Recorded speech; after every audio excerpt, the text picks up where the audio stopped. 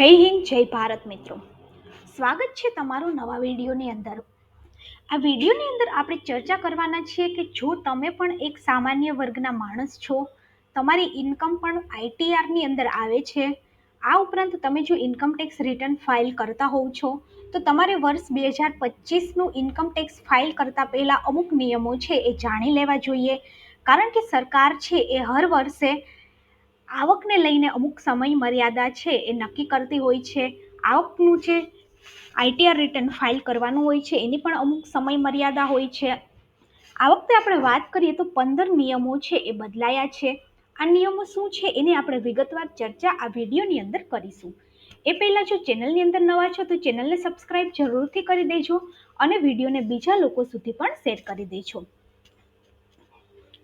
તો આપણે વાત કરીએ તો જો તમે 2025ની અંદર ઇન્કમ ટેક્સ રિટર્ન ફાઇલ કરવા જઈ રહ્યા છો તો તમારે હવે આ નિયમો છે એના વિશે જાણવું જોઈએ. 2024ની અંદર ઘણા બધા નિયમો છે એ બદલાઈ ગયા છે અને આની સીધી અસર તમારી કમાણીથી લઈ અને તમારી બચત સુધી થઈ શકે છે. આપણે વાત કરીએ તો નવા વર્ષનો પ્રારંભ થઈ ગયો છે. આ સાથે જ નવા વર્ષની અંદર ઇન્કમ ટેક્સ રિટર્ન ફાઇલ કરનારા કરદાતાઓની ટેન્સેબલ છે એ પણ વાગવા લાગશે. કારણ કે આવકવેરા વિભાગે 2024ની અંદર ટેક્સ સંબંધિત ઘણા નિયમ છે એ ફેરફાર કર્યા છે. તેથી જો તમે 2025ની અંદર ઇન્કમ ટેક્સ રિટર્ન છે એ ફાઇલ કરવા જઈ રહ્યા છો તો તમારે ઘણા નિયમો છે એ જાણી લેવા જોઈએ. સૌથી પહેલા તો આપણે વાત કરીએ તો સરકારે જે નવી કર વ્યવસ્થા લાગુ કરી છે એના હેઠળ આવકવેરાનો જે સ્લેબ છે એની અંદર ફેરફાર કર્યા છે અને આ ફેરફારની સાથે કરદાતાએ નાણાકીય વર્ષ 2024 અને 25 માટે 17,500 રૂપિયા સુધીની બચત છે એ થઈ શકે છે. આ ઉપરાંત ટેક્સ સ્લેબ છે એની અંદર પણ ફેરફાર કર્યા છે કે નવો જે ટેક્સ સ્લેબ છે એની અંદર આપણે પર્સન્ટેજની વાત કરીએ તો જો તમારી ઇન્કમ 3 લાખ સુધી છે તો તમને કંઈ પણ ટેક્સ છે નથી લાગતો. એટલે કે ઘણા બધા લોકોને કન્ફ્યુઝન હોય છે કે અમારી જે ઇન્કમ છે એ તો ટેક્સની અંદર નથી આવતી, તો શું અમારે ઇન્કમ ટેક્સ રિટર્ન ફાઇલ કરવો જોઈએ? તો આવા જે વ્યક્તિ છે એને જે ઇન્કમ ટેક્સ છે એ નીલ રિટર્ન ફાઇલ કરવો જોઈએ. કારણ કે ઇન્કમ ટેક્સ દર વર્ષે ફાઇલ કરવાથી આપણી જે ફાઇનાન્શિયલ સ્ટેબિલિટી છે એ વધે છે. બેંકને અને સરકારને ખબર પડે છે કે આપણી ઇન્કમ આટલી છે, એટલે આપણે આગળ જતાં લોન કે કંઈ લેવું હોય તો આપણો એક પ્રૂફ છે એ બની જાય છે. એટલે જો ઇન્કમ આપણી કરની અંદર ન આવતી હોય, એટલે કે આપણી જો ઇન્કમ છે એ 7 લાખ રૂપિયા કરતાં ઓછી હોય વર્ષની, તો તમારે નીલ આઈટીઆર રિટર્ન છે એ ફાઇલ કરવાનું હોય છે. અને ઇન્કમ ટેક્સ રિટર્ન છે તમે નીલ જાતે પણ ઘરે બેઠા ઇન્કમ ટેક્સની જે વેબસાઇટ છે એના પરથી આઈટીઆર વેબસાઇટ પરથી કરી શકો છો. એનો વિડીયો પણ આપણે આપણી ચેનલની અંદર પહેલાં મૂકેલો હતો. આ વર્ષે પણ જ્યારે ઇન્કમ ટેક્સ રિટર્ન ફાઇલ થવાનું ચાલુ થશે ત્યારે આપણે સંપૂર્ણ વિડીયો મૂકીશું તો તમે ઘરે બેઠા પોતાનું ઇન્કમ ટેક્સ રિટર્ન નીલ કેવી રીતે ફાઇલ કરી શકો છો. આ ઉપરાંત આપણે વાત કરીએ તો જો તમારી ઇન્કમ 3 લાખથી 7 લાખની વચ્ચે છે તો 5% ટેક્સ લાગે છે. 7 લાખથી 10 લાખની વચ્ચે 10%, 10 લાખથી લઈ અને 12 લાખની વચ્ચે 15%, 12થી 15 લાખની ઇન્કમમાં 20% ઇન્કમ ટેક્સ અને જો 15 લાખ કે તેથી વધુ ઇન્કમ છે તો 30% ઇન્કમ ટેક્સ છે એ આની ઉપર લાગે છે. કપાત છે એની અંદર પણ વધારો કર્યો છે. એટલે કે જો તમે ઇન્કમ ટેક્સ રિટર્ન ફાઇલ કરો છો અને તમારી આવક જે છે એની અંદર જે છે એ 50,000 સુધીનું ડિડક્શન છે એ પહેલાં મળતું હતું, પરંતુ હવે આ ડિડક્શન છે એ 75,000 રૂપિયા કરી દીધું છે. એટલે કે જો તમારી ઇન્કમ 7 લાખ અને 75,000 રૂપિયા છે તો તમને આની અંદર સ્ટાન્ડર્ડ ડિડક્શન છે એ 75,000 રૂપિયા મળે છે. આવી જ રીતે જો તમારી ઇન્કમ 3 લાખ રૂપિયા છે તો એમાંથી 75,000 રૂપિયા છે એ તમને સ્ટાન્ડર્ડ ડિડક્શન મળે છે અને ત્યાર પછીની તમારી જે આવક છે એની ઉપર તમારો ટેક્સ છે એ લાગતો હોય છે. આ ઉપરાંત આપણે વાત કરીએ તો ફેમિલી પેન્શન માટે પણ આ મર્યાદા છે 15,000 રૂપિયાથી વધારી અને 25,000 રૂપિયા છે એ કરી દેવામાં આવી છે. આ ઉપરાંત આપણે વાત કરીએ તો હવે શેર બજારની અંદર પણ સરચાર્જ ટેક્સ છે એ લગાડી દીધો છે. તો આ ટેક્સ છે એ કેવી રીતે લાગશે?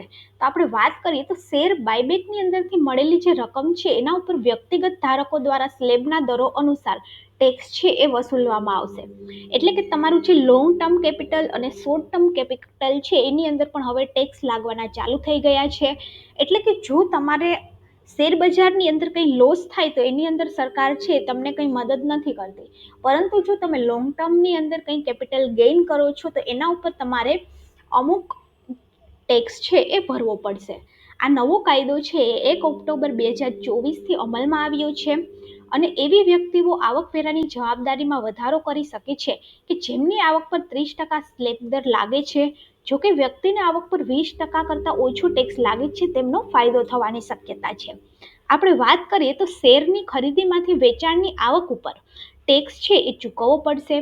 30 સપ્ટેમ્બર 2024 સુધી જેણે શેર પાછા ખરીદ્યા છે એને 20%ના દરે ડીડીટી ચૂકવવો પડશે અને શેરની ખરીદી માટે 12% સરચાર્જ અને 4% સેસ રહેશે. એટલે કે હવે નવી કર વ્યવસ્થા હેઠળ એનપીએસની અંદર એમ્પ્લોયના યોગદાન ઉપર 14% સુધીના કપાતનો દાવો છે એ કરી શકાય છે.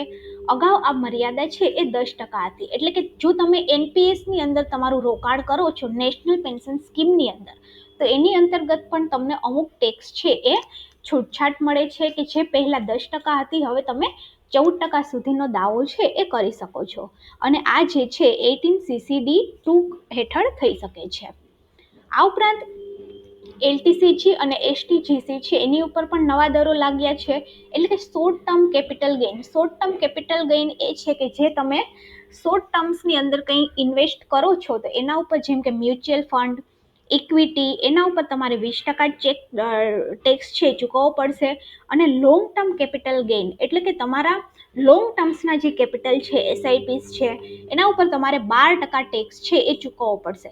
એટલે કે જો તમે ઇન્વેસ્ટ છે 1 લાખ કરો છો અને તમને શોર્ટ ટર્મ કેપિટલની અંદર 5 લાખ રૂપિયા મળે છે તો 5 - 1 એટલે કે 4 લાખની ઉપર તમારે 20% જે છે એ સરકારને ચૂકવવા પડશે. અને લોંગ ટર્મ કેપિટલની અંદર પણ સેમ તમારે 12% ટેક્સ છે એ સરકારને આપવો પડશે. હવે આપણે વાત કરીએ તો હોલ્ડિંગની સમયગાળા છે એની અંદર પણ ફેરફાર કર્યો છે. એટલે કે લાંબા ગાળાના અથવા તો ટૂંકા ગાળાની મૂડી લાભને વ્યાખ્યાયિત કરવા માટે હોલ્ડિંગનો સમયગાળો છે એ 2 શ્રેણીઓ સુધી લંબાવ્યો છે. એટલે કે લિસ્ટેડ માટે 12 મહિના અને અમર્યાદિત સિક્યુરિટી છે એના માટે 24. આ ઉપરાંત જો તમે 10 લાખથી વધુની કંઈ લક્ઝરી વસ્તુ ખરીદો છો તો એના ઉપર તમારે ટીસીએસ છે પણ ચૂકવવો પડશે. અને આ નિયમ છે 1 જાન્યુઆરી 2025થી લાગુ થઈ ગયો છે. એટલે કે જો તમે લક્ઝરી સામાન ખરીદવાનું વિચારી રહ્યા છો તો તેના ઉપર તમારો ટેક્સ છે એ લાગશે. ટીડીએસ દર છે એ પણ વધ્યો છે કે વીમા પોલિસી છે એના ઉપર 2%, ભાડાની ચૂકવણી ઉપર 2%, ઈ કોમર્સ ઓપરેટરો દ્વારા ચૂકવણીમાં 0.1%. હવે જે કર્મચારી છે અન્ય આવકના સ્ત્રોતો અથવા તો ખર્ચાઓ પર કાપવામાં આવેલા ટીડીએસ અને ટીસીએસની ક્રેડિટ કાર્ડથી લઈ અને પગારમાંથી કપાઈ ગયેલો ટીડીએસ છે એના પણ લાભ છે એ મેળવી શકે છે. આ ઉપરાંત 50 લાખથી વધુના પ્રોપર્ટી ટ્રાન્ઝેક્શન છે એના ઉપર કુલ રકમ પર ટીડીએસ છે કાપવામાં આવશે. પછી ભલે કોઈ એક વેચનારનો હિસ્સો 50 લાખથી ઓછો હોય. આ ઉપરાંત દર મહિને 10,000થી વધુ વ્યાજની જે આવક છે એના ઉપર પણ ટીડીએસ છે કાપવામાં આવશે. અને 1 ઓક્ટોબર 2024થી આ નિયમ છે એ અમલમાં આવ્યો છે. આ યોજના કરદાતાઓ અને આવકવેરા વિભાગ વચ્ચે ચાલી રહેલા દાવાઓને ઉકેલવા માટે રજૂ કરવામાં આવી છે અને જે 1 ઓક્ટોબર 2024થી લાગુ કરવામાં આવી છે જે છે વિવાદ સે વિશ્વાસ યોજના 2.0. આ ઉપરાંત આધાર નોંધણી નંબરનો ઉપયોગ હવે આવકવેરા રિટર્ન અને પાન એપ્લિકેશન્સની અંદર થઈ શકશે નહીં. 2017ની અંદર એને ફરજિયાત બનાવવામાં આવ્યું હતું, પરંતુ સરકારે 2024ના સંપૂર્ણ બજેટમાં તેને ફરીથી હટાવી દીધું છે. એટલે કે આધાર નોંધણી નંબરનો ઉપયોગ હવે નહીં થઈ શકે. 50 લાખથી વધુ આવક ધરાવતા કેસમાં આવકવેરા વિભાગ જૂના આઈટીઆર માત્ર 5 વર્ષ માટે ખોલી શકશે, જે પહેલા 10 વર્ષ માટે હતું. તો આ જે છે એ ઇન્કમટેક્સ રિટર્ન તમે આ વખતે ફાઇલ કરો ત્યારે અમુક બાબતો છે તમારે ધ્યાનમાં રાખવા જેવી છે. તો વિડીયો સારો લાગે તો વિડીયોને લાઇક કરી દેજો અને ગવર્મેન્ટ સાથી ચેનલને સબસ્ક્રાઇબ કરી દેજો.